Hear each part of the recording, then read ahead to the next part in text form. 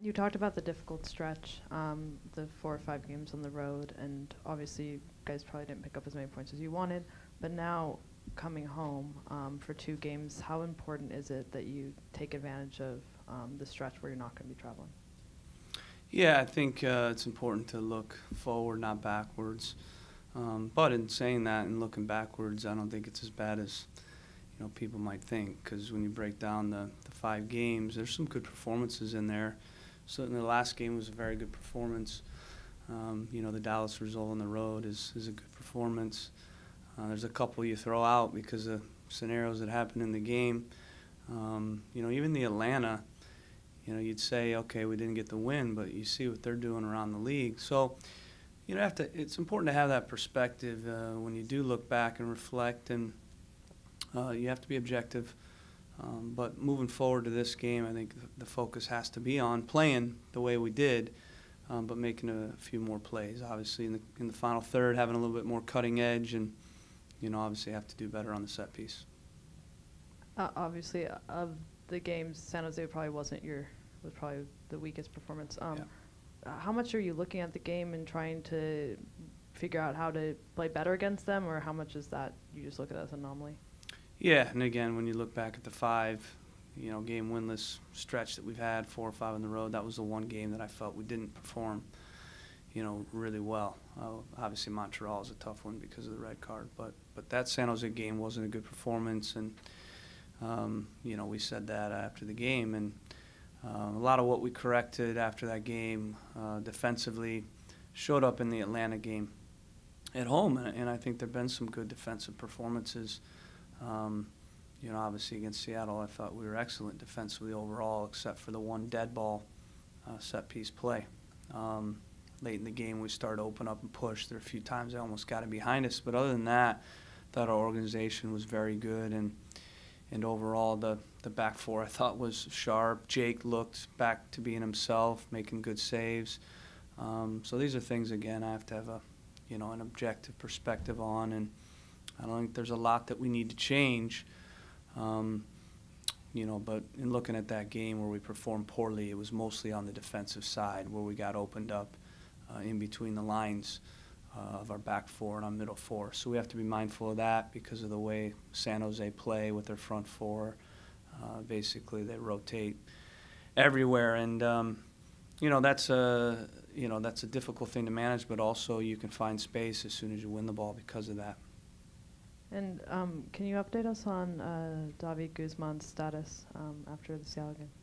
Yeah, he'll be fine. He got elbowed or raked in the eye. I don't know really what happened, but got hit in the eye and had a really sore, contused retina, if that's possible. But it's not as bad as we thought it might be. So he's been training this week, and that eye's starting to calm down, so we expect that he'll be available for the match. So no the concussion thing didn't? No, it wasn't a concussion.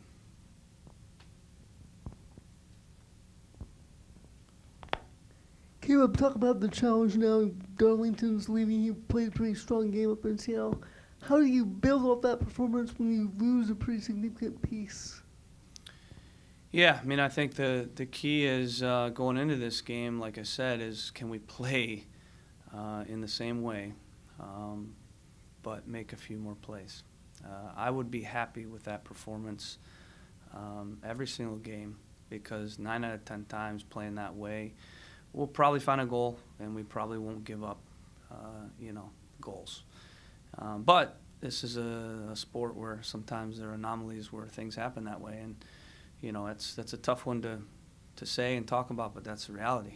I've seen it time and again, and so the key is, can we get that performance? And to do that, you have to maintain the same energy to execute, the same tactical awareness to execute.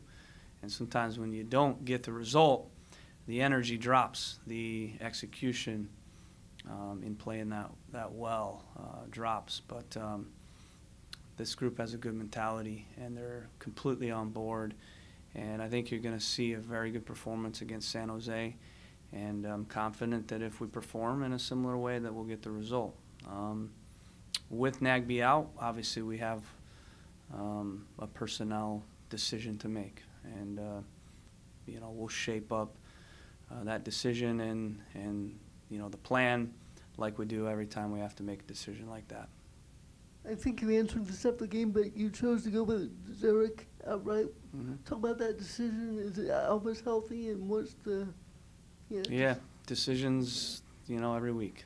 You know, obviously try to do what's best for the game and what I think's best for the team.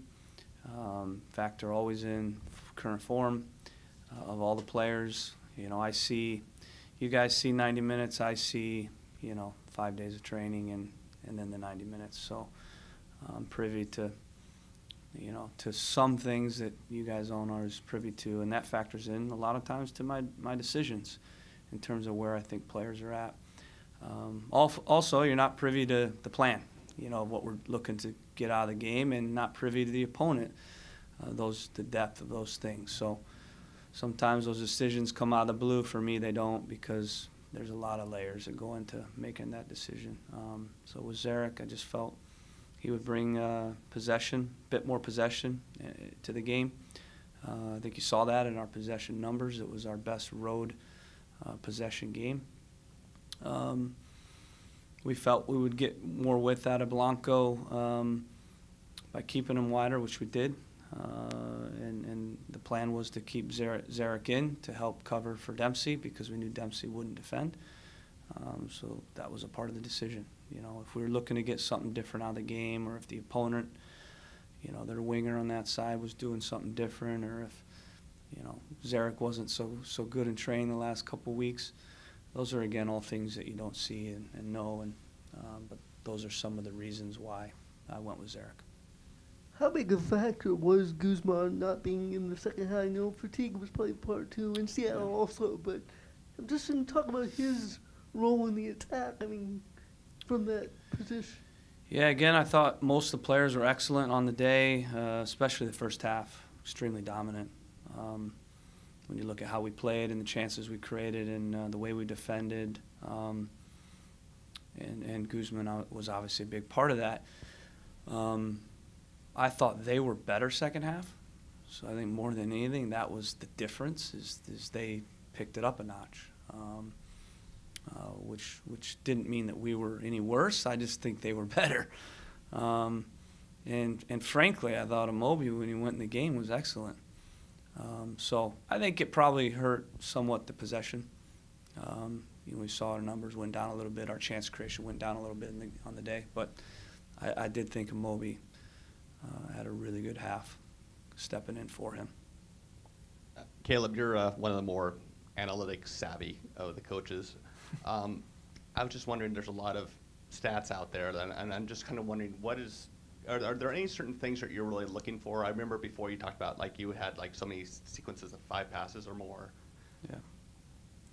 Yeah, we have certain key things, KPIs, that we're looking at every single game.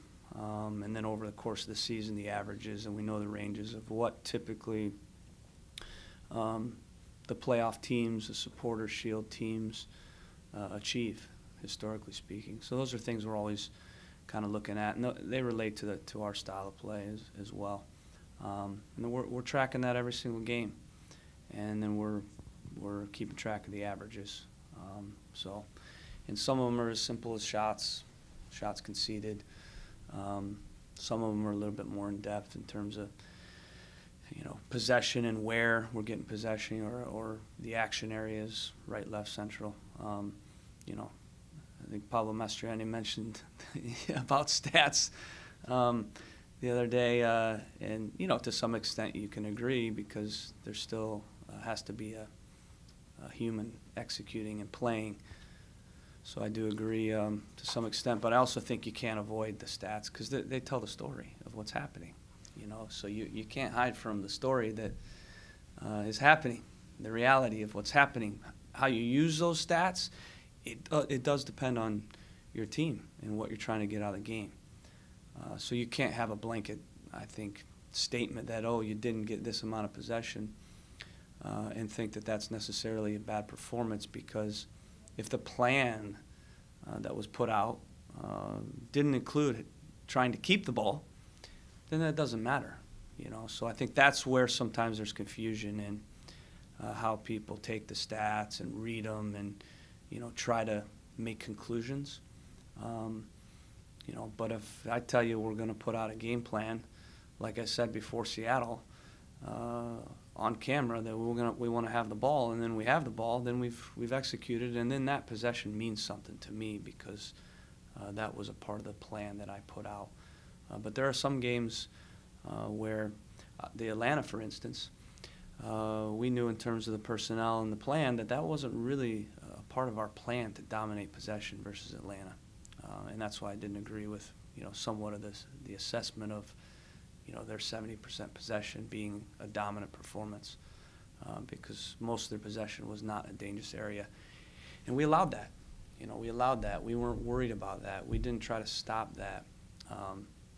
And so that's where I think there can be confusion in how you read things. But the way I look at it, you have to take every bit of metric you can get. Doesn't mean you'll always, you know, use it. But you got to listen to the game and what's happening and you know, some of the trends. All-star ballots went out this week. When you look across the scope of the teams that you've played, who are the players that stand out to you? Al Marone said that after our game, you know, and I said they were a really good team. You know, so I don't know, did I predict that, or, you know, I just knew it. They're a good team, and they're showing that. They're killing teams. I mean, it's dismantled the last several opponents, and Al Marone has had 5 goals since our game. You know, obviously he, for me, really stands out as a exciting young player in this league. You know, based on guys we've played, you know, I think the hike has been impressive this year as a newcomer for San Jose. He's done really well for them, and I think been a key player. You obviously have the usual guys that we know very well. Ladero. You know, people would maybe argue that his production hasn't been as high, but he's a key player for them. Who else do you want to know about? Anybody surprising? I think always the surprise is the new players, because you never know what they're going to do in terms of coming in the league and performing, even though they're on paper. Sometimes you know, their pedigrees are high. You just never know how a guy's going to step in. So, like I said, I think when you look at Atlanta's team, they've been impressive with their signings and you know, the way that they've played. I've been, you know, impressed with them on a whole. Their coach, their team, their players.